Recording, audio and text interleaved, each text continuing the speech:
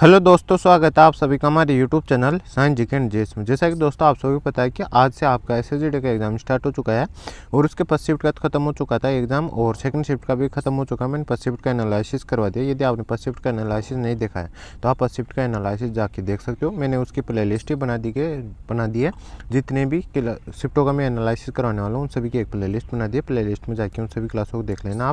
आपसे जितने भी शिफ्टों का मैं एनालिसिस करवाने वाला हूँ उन सभी को उस प्ले लिस्ट में ऐड कर दूंगा ताकि आपको सभी क्लासेस सीरियल वाइज और एक ही साथ मिल जाए। तो ठीक है दोस्तों, शुरू करते हैं आज के सेकंड शिफ्ट का एनालिसिस और देख लेते हैं सेकंड शिफ्ट में आज किस प्रकार क्वेश्चन पूछेंगे जीके एंड जीएस के और हिंदी के। तो ठीक है दोस्तों, आज का फर्स्ट क्वेश्चन है जो सेकंड शिफ्ट में पूछा गया था।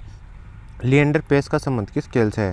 तो ये भारतीय टेनिस खिलाड़ी है। भारतीय टेनिस खिलाड़ी इसका राइट आंसर हो जाएगा। ये टेनिस से संबंधित है और ये भी कौन से टेनिस से संबंधित है? लॉन टेनिस से संबंधित है। तो ये भी आपको ध्यान रखना। इसमें नेक्स्ट क्वेश्चन पूछा गया था, भारत के परिसीमन आयोग के अनुसार और भारतीय संविधान के अनुच्छेद 333 के अधीन राज्य विधानसभा सदस्यों की अधिकतम संख्या कितनी हो सकती है? तो यहाँ पे इस प्रकार से ऑप्शन दे रखा था 300, 200, 500। तो 500 अधिकतम हो सकती है, तो 500 इसका राइट आंसर हो जाएगा। यह भारतीय संविधान के अनुच्छेद 333 के प्रावधानों के अनुसार होनी चाहिए। राज्य की विधानसभा में अधिकतम 500 निर्वाचन क्षेत्र और कम से कम 60 निर्वाचन क्षेत्र हो सकते हैं। तो यहाँ पे अधिकतम पूछा जाए तो 500 इसका राइट आंसर हो जाएगा। और 104वें संविधान संशोधन अधिनियम ने लोकसभा और राज्य विधानसभाओं में एंग्लो इंडियन के लिए सीटों के आरक्षण को समाप्त कर दिया और एससी और एसटी के लिए आरक्षण को 10 साल तक बढ़ा दिया गया है। पहले ये 2020 तक था, अब इसे 2030 तक कर दिया गया है एससी एसटी के आरक्षण को। ये भी आपको ध्यान रखना। इस पर नेक्स्ट क्वेश्चन पूछा गया था, सर्वोच्च न्यायालय के किस न्यायाधीश को वर्तमान में आंध्र प्रदेश का राज्यपाल बनाया गया है? इसी प्रकार से क्वेश्चन पूछा गया था। थोड़ी सी लैंग्वेज इसकी चेंज हो सकती है, लेकिन इस प्रकार से क्वेश्चन पूछा गया था कि सर्वोच्च न्यायालय किस न्यायाधीश को वर्तमान में आंध्र प्रदेश का राज्यपाल बनाया गया, उसका नाम पूछा गया था। वहाँ पे 4 नाम दे रखा था, तो उनमें से जो अपना राइट आंसर हो जाएगा एस अब्दुल नजीर हो जाएगा। ये इसका राइट आंसर हो जाएगा। सुप्रीम कोर्ट के न्यायाधीश रह चुके हैं और इन्हीं को अब मामला आंध्र प्रदेश का नया राज्यपाल बनाया गया 13 फरवरी 2023 से। ठीक है दोस्तों, तो ये इसका राइट आंसर हो जाए। इसमें नेक्स्ट क्वेश्चन पूछा गया था, बोनालू किस राज्य का वार्षिक त्यौहार है? तो इसकी बात करें तो तेलंगाना का, तेलंगाना इसका राइट आंसर हो जाएगा।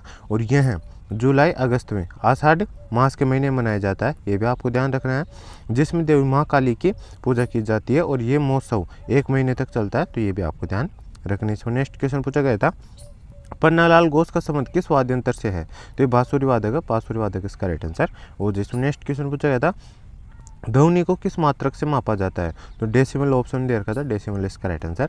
और जिसमें नेक्स्ट क्वेश्चन पूछा गया था, 2011 जनगणना के अनुसार भारत में सर्वाधिक महिला साक्षरता दर वाले राज्य मतलब सर्वाधिक महिला साक्षरता दर वाला राज्य कौन सा है? तो एक ही पूछा गया था, तो केरल, केरल इसका राइट आंसर हो जाएगा। और पुरुषों की सबसे ज़्यादा केरल की है।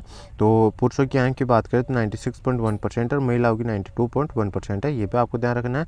और सबसे कम की जनसंख्या की मतलब साक्षरता दर की बात करें तो वह पुरुषों की बात करें तो ये बिहार की है। तो यहाँ पे 71.2% और महिलाओं की 51.5% है। ये भी आपको ध्यान रखना है। इसमें नेक्स्ट क्वेश्चन पूछा गया था, भारतीय संविधान को कब अपनाया गया था? तो ये पूछा गया था, बिल्कुल सही इसी प्रकार से क्वेश्चन पूछा गया था। और भारतीय संविधान को की बात करें कब अपनाया गया था, तो इसको 26 नवंबर 1949 को अपनाया गया था। तो ये इसका राइट आंसर हो जाएगा।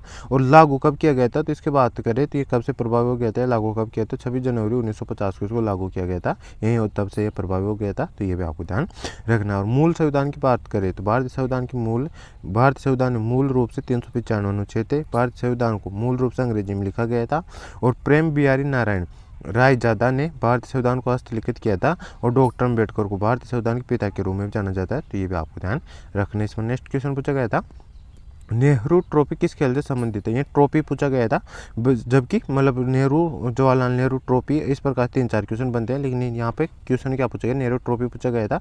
तो नेहरू ट्रॉफी का संबंध की बात करते हैं नौका दौड़ से संबंधित है, नौका दौड़ ये इसका राइट आंसर हो जाएगा। और नेहरू कप की बात करें तो नेहरू कप फुटबॉल से संबंधित है। और जवाहरलाल नेहरू ट्रॉफी की बात करें तो ये हॉकी टूर्नामेंट मतलब हॉकी से संबंधित है। तो ये भी आपको ध्यान रखना है। इसमें नेक्स्ट क्वेश्चन पूछा गया था, इनमें से कौन सा उत्तर प्रदेश का नृत्य है? तो इस प्रकार से क्वेश्चन वही पूछा गया था, थोड़ा सा लैंग्वेज अलग थी, लेकिन उत्तर प्रदेश का नृत्य पूछा गया था जिसका कथक ऑप्शन दे रखा था। कथक इसका राइट आंसर हो जाता। और ऑप्शन में छऊ और दो नृत्य और दे रखे थे कथक के अलावा, तो कथक इसका राइट आंसर हो जाएगा। इसमें नेक्स्ट और इसकी बात करें तो उत्तर प्रदेश के प्रमुख लोक नृत्य की बात करें, चरकुला है, रासलीला है, रामलीला है, ख्याल है, नौटंकी है, दादरा है और कंजरी नृत्य, ये सभी उत्तर प्रदेश के लोक नृत्य है। तो ये भी आपको ध्यान रखना है। इसमें नेक्स्ट क्वेश्चन पूछा गया था, वर्तमान समय में भारत के दूसरे CDS कौन है? तो ये लेफ्टिनेंट जनरल अनिल चौहान है, तो ये इसका राइट आंसर हो जाएगा। और ऑप्शन की बात करें तो ऑप्शन में ये दे रखा था, ये इसका राइट आंसर हो जाएगा। ये अपने वर्तमान में दूसरे CDS है जो मतलब जनरल विपिन रावत की जगह बने हैं, जिनका मतलब 2021 में हेलीकॉप्टर क्रैश होने की वजह से मतलब निधन हो गया था। उनके बाद दूसरे CDS यही बने हैं, तो ये इसका राइट आंसर हो जाएगा। भारत के प्रथम CDS स्वर्गीय जनरल विपिन रावत, इन्हें 2022 के लिए पद्म विभूषण भी दिया गया था, तो ये भी आपको ध्यान रखना। और भारत के प्रथम फील्ड मार्शल मानेक शाह है। भारत के वर्तमान में राष्ट्रीय हरित न्यायाधिकरण के प्रमुख न्यायमूर्ति प्रकाश श्रीवास्तव है। वर्तमान में सॉलिसिटर जनरल ऑफ इंडिया कौन है? ये तुषार मेहता है। वर्तमान में 22वें विधि आयोग के अध्यक्ष कौन है? ऋतुराज अवस्थी है। और वर्तमान में UPSC के अध्यक्ष की बात करें तो मनोज कुमार सोनी है। और वर्तमान में सॉलिसिटर जनरल ऑफ इंडिया ये तुषार मेहता है। और वर्तमान में 22वें विधि ये गाइज रिपीट हो चुका है, UPSC के अध्यक्ष रिपीट हो चुका है। और वर्तमान में मुख्य सूचना आयुक्त हीरालाल सिमरिया है, ये भी आपको ध्यान रखना है। और वर्तमान में केंद्रीय सतर्कता आयुक्त की बात करें तो ये प्रवीण कुमार श्रीवास्तव है, तो ये भी आपको ध्यान रखना है। इसमें नेक्स्ट क्वेश्चन पूछा गया था, इनमें से कौन सा शब्द क्रिकेट खेल से संबंधित नहीं है? तो दो शब्द दे रखे थे, ईगल और बास्केट, ये दोनों ही शब्द इससे संबंधित नहीं है। ये दो शब्द पूछा गया था और उनमें से जिस प्रकार कथन निष्कर्ष के क्वेश्चन आते हैं उस प्रकार से इसमें ऑप्शन दे रखे थे। तो इनमें बात करें तो दोनों ही नहीं है, तो दोनों ही नहीं इसका राइट आंसर हो जाएगा। क्योंकि गोल्फ मतलब ये ईगल तो ये गोल्फ से संबंधित है और बास्केट ये फुटबॉल से संबंधित है, फुट होता है, तो ये दोनों ही गलत दे रखा है, तो दोनों ही इसका राइट आंसर नहीं हो जाएगा। क्रिकेट में उपयोग किए जाने वाले शब्दों की बात करें तो वो कौन कौन से होते हैं? तो ये आपको ध्यान रखना है, आपके नेक्स्ट शिफ्ट में पूछे जा सकते हैं। मेड एन और फॉलो ऑन, रबर एसएच, catch, bowl, stump out, run out, LBW, hit wicket, not out, no ball, wide ball, dead ball, overthrow और बाय और लेग, ये सभी क्रिकेट संबंधित शब्द है जो क्रिकेट में खेल में उपयोग किए जाते हैं। इसमें नेक्स्ट क्वेश्चन पूछा गया था, जनगणना 2011 का विषय क्या था? तो हमारी जनगणना हमारा भविष्य, ये इसका भविष्य था, मतलब इसका लोगो था, तो ये इसका राइट आंसर हो जाएगा। और यह जनगणना दो चरणों में कराई गई थी, जिसका शुभंकर शिक्षिका थी, तो ये भी आपको ध्यान रखना है। और जनगणना 2021 का थीम क्या है? जनभागीदारी से जन कल्याण, ये इसकी थीम है, ये भी आपको ध्यान रखना है। और जनगणना 2021 के महापंजीक मृत्युंजय कुमार नारायण है, तो ये भी आपको ध्यान रखना है। 2021 की जनगणना पहले हो जानी थी 2021 में, लेकिन कोरोना काल की वजह से ये नहीं कराई गई है। और अब यह जनगणना प्रथम ऐसी जनगणना है जिसको डिजिटल रूप से कंप्लीट किया जाएगा, तो ये भी आपको ध्यान रखना। इसमें नेक्स्ट क्वेश्चन है, RBI के निम्नलिखित में से प्रमुख उद्देश्य क्या है? तो दो ऑप्शन दे रखे थे, इसमें भी इसी प्रकार क्वेश्चन पूछा गया था, कथन निष्कर्ष के जैसे ये क्वेश्चन भी। और इसमें पूछा गया था कि कौन सा मतलब RBI के प्रमुख उद्देश्य हैं या उनके कर्तव्य हैं। तो फर्स्ट ऑप्शन दे रखा था RBI नोट छापता है, तो ये बिल्कुल सही है, नोट छापता है। और सेकंड दे रखा था RBI अंतिम ऋणदाता है। ये दो ऑप्शन दे रखे थे, इनमें से तो A और B दोनों ही हो जाएगा, क्योंकि दोनों कार्य RBI करता है, तो ये इसका राइट आंसर हो जाएगा। इसमें नेक्स्ट क्वेश्चन है, अमृतसर की संधि पर कब हस्ताक्षर हुए थे? तो 1809 में हुए थे, 1809 इसका राइट आंसर हो जाएगा। और इसकी बात करें तो अमृतसर की संधि महाराणा रणजीत सिंह और ईस्ट इंडिया कंपनी के बीच हुआ था। और अंग्रेज Charles Metcalfe, governor general Lord Minto, प्रथम चार्ल्स मेटको को भारत में प्रेस का मुक्तिदाता भी कहा जाता है, तो ये भी आपको ध्यान रखना है। और इलाहाबाद की संधि की बात करें तो इसका संधि रॉबर्ट क्लाइव और मुगल बादशाह शाह आलम द्वितीय के बीच 1765 में हुई थी, तो ये भी आपको ध्यान रखनी। इसमें नेक्स्ट क्वेश्चन पूछा गया था, अब हिंदी के क्वेश्चन आ चुके हैं, मुझसे 15 क्वेश्चन मिले थे आज के जीके के, जो 20 क्वेश्चन पूछे जाते हैं उनमें से। आई होप आपको इन 15 क्वेश्चनों में से जो मैंने करवाए उनमें से आप मैक्सिमम क्वेश्चन सही करके आए होंगे। आप कितने क्वेश्चन सही हो रहे हैं आपके, आप कमेंट बॉक्स में बता सकते हो। और कितने क्वेश्चन आप अटैम्प्ट करके आए ये भी आप कमेंट बॉक्स में बता सकते हो। और यदि आपको और कोई क्वेश्चन आता हो वो भी आप कमेंट बॉक्स में बता सकते हो, ताकि मैं जैसे पूरी शिफ्टों का, चारों शिफ्टों का एक साथ एनालिसिस लेके आऊँगा तो उनका सभी का एक साथ उनको कमेंट कर दूंगा और सारे क्वेश्चन आपको एक साथ करवा दूंगा। तो नेक्स्ट क्वेश्चन पूछा गया था हिंदी का, अपना उल्लू सीधा करना मुहावरे का सही अर्थ क्या होता है? तो इसका अर्थ होता है अपना काम निकालना, ये मुहावरे का अर्थ होता है, ये इसका राइट आंसर हो जाएगा। नेक्स्ट क्वेश्चन पूछा गया था, हाथ के द्वारा लिखी गई लिपि को क्या कहते हैं? तो पांडुलिपि कहा जाता है, पांडुलिपि इसका राइट आंसर हो जाएगा। इसमें नेक्स्ट क्वेश्चन पूछा गया था, ठिकाना न रहना मुहावरे का सही अर्थ है? तो बेघर होना होता है, बेघर होना इसका राइट आंसर हो जाएगा। इसमें नेक्स्ट क्वेश्चन पूछा गया था, बिरल का विलोम शब्द क्या होगा? तो बिरल का विलोम शब्द की बात करें तो सघन होता है, सघन इसका राइट आंसर हो जाएगा। इसमें नेक्स्ट क्वेश्चन पूछा गया था, महिला का पर्यायवाची शब्द क्या है, तो इसका पर्यायवाची शब्द क्या होता है, स्त्री होता है। स्त्री ऑप्शन दे रखा था, ये इसका राइट आंसर हो जाएगा। जबकि ललना, कामनी, रमणी ये भी महिला के पर्यायवाची होते हैं, तो ये भी आपको ध्यान रखने। नेक्स्ट क्वेश्चन पूछा गया था, आँख और कमल का पर्यायवाची शब्द क्या होगा, तो आँख का चक्षु, नयन, लोचन होता है। जबकि कमल का राजीव, नीरज, पंकज और जलज होता है। तो इनमें से जो भी ऑप्शन दे रखा होगा वो अपना राइट आंसर हो जाएगा। नेक्स्ट क्वेश्चन पूछा गया था, चक्कर पाणी का सही अर्थ क्या है, तो भगवान विष्णु को कहा जाता है चक्कर पाणी, तो ये इसका राइट आंसर हो जाएगा। तो इतने क्वेश्चन मिले थे आज के मुझे जीके के और हिंदी के। तो और यदि आपको और कोई क्वेश्चन आता है आप कमेंट बॉक्स में बता देना, मैं उन सभी क्वेश्चनों को आपको जैसे पूरे शिफ्टों 4 शिफ्टों के साथ वीडियो लेके आऊँगा, उस शिफ्टों में उन सभी क्वेश्चनों को भी कवर कर लूँगा। तो ठीक है दोस्तों, अब मैं आप सभी के लिए 30 क्वेश्चन आपके लिए मोस्ट इंपॉर्टेंट लेके आया हूँ, जो आपके एग्जाम के लिए काफ़ी इंपॉर्टेंट हो सकते हैं, जिनका नेक्स्ट शिफ्ट एग्जाम होने वाला है उन सभी के लिए। तो आप इन क्वेश्चनों को भी एग्जाम में जाने से पहले जरूर देख के जाने। और मैं आपको सभी को बता दूँ किस टॉपिक से, मतलब कौन कौन से टॉपिकों से क्वेश्चन पूछे जा रहे हैं। तो रीजनिंग बात करें तो सबसे पहले यहाँ पे ब्लड रिलेशन से भी क्वेश्चन पूछा गया है, और ब्लड रिलेशन क्वेश्चन पूछा गया था। कैलेंडर घड़ी से नहीं आया है, नंबर सीरीज से क्वेश्चन आए हैं। और जो डायग्राम है पेपर कटिंग से क्वेश्चन नहीं है, लेकिन डायग्राम वाले क्वेश्चन आए हैं, जिनमें से मतलब नेक्स्ट स्टेप क्या होगा इस प्रकार के 2 क्वेश्चन पूछे गए हैं। और आपको मैं बता दूँ 2 सीटिंग अरेंजमेंट वाले क्वेश्चन पूछे गए हैं। और आपको मतलब जो कोडिंग डिकोडिंग है उससे भी क्वेश्चन पूछे गए हैं। तो इस प्रकार से मतलब और कथन निष्कर्ष से भी क्वेश्चन पूछा गया है। और तो इस प्रकार से रीजनिंग क्वेश्चन पूछे गए हैं। और मैथमेटिक्स की बात करूँ तो लाभ हानि से भी क्वेश्चन पूछे गए, 2-3 क्वेश्चन लाभ हानि से पूछे गए, परसेंटेज से क्वेश्चन पूछा गया है, और HCF LCM से भी क्वेश्चन पूछा गया है। और आपको ब्याज से 2 से 3% पूछे गए हैं, चक्रवृद्धि ब्याज का पूछा गया है। और मैं आपको बता दूं, और रेलगाड़ी का भी क्वेश्चन पूछा गया है, ट्रेन एंड डिस्टेंस से भी क्वेश्चन पूछा गया था, स्पीड निकालनी थी उसमें। और मैं आपको बता इस प्रकार से क्वेश्चन पूछे जा रहे हैं आपके मैथमेटिक्स में इन टॉपिकों से। और मुझे टॉपिक याद नहीं है किस मतलब कौन कौन से टॉपिकों से क्वेश्चन पूछे गए थे। और जीके में मतलब आपको पता है जीके क्वेश्चन मैंने करवा दी, इस प्रकार क्वेश्चन पूछे गए। करंट अफेयर क्या आ रहे हैं, 2-3 क्वेश्चन करंट अफेयर क्या आ रहे हैं, किस शिफ्ट में 3 से 4 क्वेश्चन भी आ रहे हैं। और मतलब स्टैटिक जीके के काफ़ी क्वेश्चन आ रहे हैं, मतलब 8 से 10% स्टैटिक जीके के पूछे जा रहे हैं। और हिंदी की बात करते हैं, हिंदी में एक 5 नंबर का क्वेश्चन तो आता है लास्ट वाला, जिसमें ब्लैंक भरने होते हैं। और मतलब जिसमें लास्ट में 16 से लेके 20 नंबर तक वो एक 5 नंबर का क्वेश्चन आता है, जिसमें 5 क्वेश्चन अपने होते हैं। और इसमें पैराग्राफ दे दिया जाता है, और उसमें रिक्त स्थान दे दिए जाते हैं 5, वो भरने होते हैं। तो एक 5 नंबर का क्वेश्चन तो वो पूछा जा रहा है। बाकी आपके विलोम शब्द, तद्भव शब्द और पर्यायवाची शब्द, और रिक्त स्थान से और शुद्ध वर्तनी वाले शब्दों से, एक आरती शब्दों से, और मतलब एक लाइन दे दी जाती है और उससे एक शब्द पूछा जाता है कि इसका एक शब्द में इसका अर्थ, एक शब्द में इसको क्या कह सकते हैं। इस पर क्वेश्चन पूछे जा रहे हैं। फिर कुल मिला के आपका पेपर इजी टू मॉडरेट आ रहा है।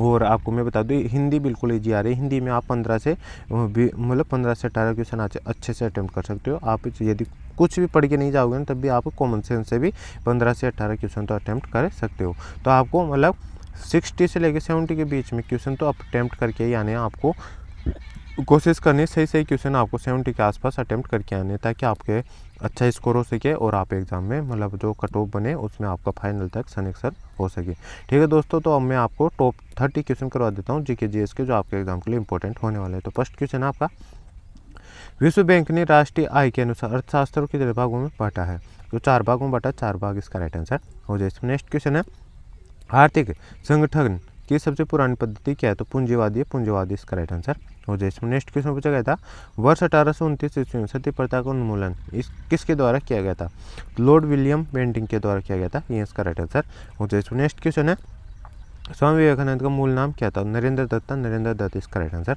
हो जाए। इसमें नेक्स्ट क्वेश्चन है, MCX क्या है, भारतीय तीसरे ऑनलाइन ट्रेंडिंग मार्केट है, तो ये इसका राइट आंसर हो जाए। इसमें नेक्स्ट क्वेश्चन है, 11वीं सदी के भारत का दर्पण किसे कहा गया है, तो किताबुल हिंद को कहा गया है, ये इसका राइट आंसर हो जाए। इसमें नेक्स्ट क्वेश्चन है, ग्रेमनी किससे संबंधित है, तो अजान वाले पौधे से संबंधित है, ये इसका राइट आंसर हो जाए। इसमें नेक्स्ट क्वेश्चन है, उर्वरक से संबंधित कौन सी क्रांति है, तो बुरी क्रांति इसका राइट आंसर हो जाए। इसमें नेक्स्ट क्वेश्चन है, शहीद चंद्रशेखर आजाद पक्षी अभ्यारण्य किस राज्य में स्थित है, तो उत्तर प्रदेश में स्थित, उत्तर प्रदेश इसका राइट आंसर हो जाए। इसमें नेक्स्ट क्वेश्चन है, भारत और यूरोप के बीच समृद्ध टेलीग्राफ प्रणाली अभियान कब शुरू किया गया था, तो 1880 में शुरू किया गया था, 1880 इसका राइट आंसर हो जाएगा। इसमें नेक्स्ट क्वेश्चन है, अलमट्टी बांध किस राज्य में स्थित है, तो कर्नाटक में स्थित है, कर्नाटक इसका राइट आंसर हो जाए। इसमें नेक्स्ट क्वेश्चन है, हरी केली नाटक किसने लिखा था? तो चौहान शासक विक्रय राज विसल ने लिखा था। तो ये इसका राइट आंसर हो जाए। इसमें नेक्स्ट क्वेश्चन है, मौर्यों के बाद दक्षिण भारत में सबसे प्रभावशाली राज्य किसका था? तो सातवाहन शासकों का था। ये इसका राइट आंसर हो जाए। इसमें नेक्स्ट क्वेश्चन है, भारत में करक रेखा किन के राज्यों से होकर गुजरती है? तो 8 राज्यों से होकर गुजरती है। ये क्वेश्चन आप भी तो नहीं पूछा गया, लेकिन आगे आपके शिफ्ट में पूछा जा सकता है। ये करक रेखा से बहुत सारे क्वेश्चन बनते हैं। तो ये क्वेश्चन पूछा जाए, करक रेखा भारत को 2 विभागों में विभाजित करती है और करक रेखा भारत के 8 राज्यों से होकर गुजरती है। कोई राज्य से होकर नहीं गुजरती, इस प्रकार से क्वेश्चन बन सकता है। तो करक रेखा भारत के 8 राज्यों से होकर गुजरती है, वो कौन कौन से है? राजस्थान है, गुजरात है, मध्य प्रदेश है, छत्तीसगढ़ है, झारखंड है, पश्चिम बंगाल, त्रिपुरा, मिजोरम। तो इन सभी 8 राज्यों को आपको ध्यान रखना है। इसमें नेक्स्ट क्वेश्चन है, भारत के दक्षिण छोर को क्या कहा जाता है? तो इंदिरा पॉइंट कहा जाता है। ये इसका राइट आंसर हो जाए। इसमें नेक्स्ट क्वेश्चन है, भारत के उत्तर में कौन सा देश है? तो चीन, नेपाल, भूटान है। ये इसका राइट आंसर हो जाए। इसमें नेक्स्ट क्वेश्चन है, लक्षद्वीप कहाँ पर स्थित है? अरब सागर में स्थित है। ये इसका राइट आंसर हो जाए। इसमें नेक्स्ट क्वेश्चन है, विश्व का क्षेत्रफल में भारत का क्षेत्रफल कितना है? 2.42% है। ये इसका राइट आंसर हो जाए। इसमें नेक्स्ट क्वेश्चन है, किसी तत्व का रासायनिक गुण किन पर निर्भर करता है? तो परमाणु संख्या पर निर्भर करता है। ये इसका राइट आंसर हो जाए। इसमें नेक्स्ट क्वेश्चन है, पारसेक की इकाई क्या है? दूरी की है। दूरी इसका राइट आंसर हो जाएगा। और मतलब आपके आज के फर्स्ट शिफ्ट में किसकी इकाई पूछी गई थी? मतलब मात्रा पूछा गया था। सॉरी, सेकंड शिफ्ट में पूछा गया था आपका ध्वनि का मात्रा पूछा गया था, जिसका डेसिमल मात्रक होता है। तो ये आपको ध्यान रखना, यहाँ से क्वेश्चन बन सकते हैं आपके हर एग्जाम में। तो आपको इन वाले टॉपिक को कवर करके जाना है। इसमें नेक्स्ट क्वेश्चन है, पदार्थ की चतुर्थ अवस्था क्या कहलाती है? प्लाज्मा कहलाती है। प्लाज्मा इसका राइट आंसर हो जाए। इसमें नेक्स्ट क्वेश्चन है, ज्योति प्रभाव का मात्रक क्या है? तो कैंडल या कैंडला होता है। तो ये इसका राइट आंसर हो जाए। इसमें नेक्स्ट क्वेश्चन है, क्या बारूद तत्व है? तो नहीं होता है, तारतत्व। ये इसका राइट आंसर। ये तत्वों का मिश्रण होता है, ना कि तत्व होता है। इसमें नेक्स्ट क्वेश्चन है, भारत में कैबिनेट मिशन का आगमन किस वर्ष हुआ था? 1946 में होता है। 1946 इसका राइट आंसर हो जाए। इसमें नेक्स्ट क्वेश्चन है, दूसरा गोलमेज सम्मेलन किस वर्ष हुआ था? तो 1931 में होता। ये इसका राइट आंसर हो जाए। इसमें नेक्स्ट क्वेश्चन है, विश्व का सबसे कठोर कानून किस देश का? सऊदी अरब का। सऊदी अरब इसका राइट आंसर हो जाए। इसमें नेक्स्ट क्वेश्चन है, प्रेम 25 के रचनाकार है? तो प्रेमचंद इसका राइट आंसर हो जाए। इसमें नेक्स्ट क्वेश्चन है, भारत का राष्ट्रीय पंचांग किस समय पर आधारित है? विक्रम संवत पर आधारित है। ये इसका राइट आंसर हो जाए। इसमें नेक्स्ट क्वेश्चन है, सर्वप्रथम भारत के आधार पर किस राज्य गठन 1953 में हुआ था? आंध्र प्रदेश को। आंध्र प्रदेश इसका राइट आंसर हो जाए। इसमें नेक्स्ट क्वेश्चन है, और ये लास्ट क्वेश्चन है, भारत संघ में वर्तमान में कितने राज्य हैं? तो 28 राज्य हैं। 28 राज्य इसका राइट आंसर हो जाएगा। और केंद्र शासित यानी यूटी की बात करें तो ये कितने? ये 8 है। ये भी आपको ध्यान रखना है। तो दोस्तों, ये था आज का वीडियो। आई होप ये वीडियो आपको पसंद आएगा। वीडियो को लाइक कर देना, चैनल पर नए हो तो चैनल सब्सक्राइब कर लेना, ताकि मैं जैसे इस नेक्स्ट शिफ्ट का एग्जाम खत्म होगा और मैं उसका एनालिसिस लेके आऊँगा, तो उसका नोटिफिकेशन आप तक पहुँच जाएगा और आप सबसे पहले इस वीडियो को देख सकेंगे।